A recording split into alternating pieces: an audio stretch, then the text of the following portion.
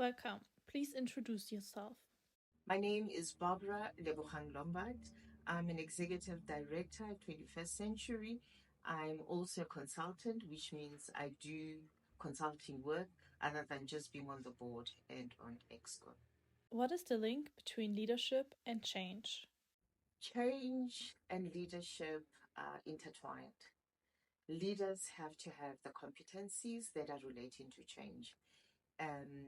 When you are a leader or a manager, it is important that you understand how to manage change, how to facilitate change, how to even manage the people that work with you during the changing times.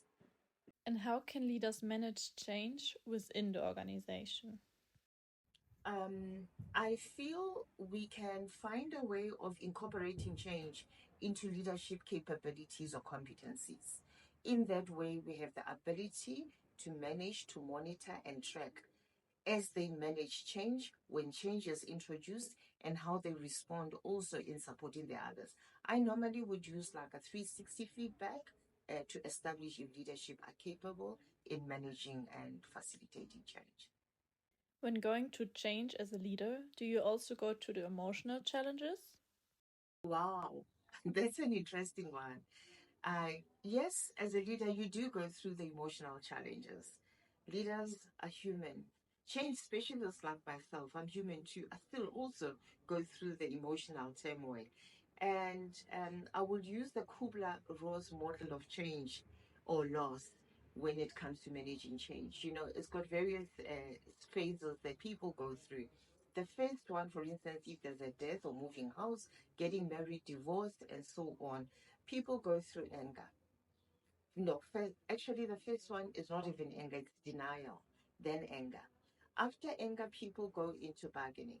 You know, you start bargaining. Am I getting? Am I losing? Maybe it's going to get better. The next phase is actually a phase where people go through their minds and they start thinking about other things. And suddenly, you know, even a person that was accepting or we think was positive with the change, they go into depression. After depression, there's the possibility that people can go back to the other phases or transition out and start accepting the change, whether it be positive or negative. Is there any way the organization can measure and manage change successfully? Absolutely. There's many ways to measure and track if change is implemented successfully within the organization or if we manage change in the manner that we should as leadership in organizations.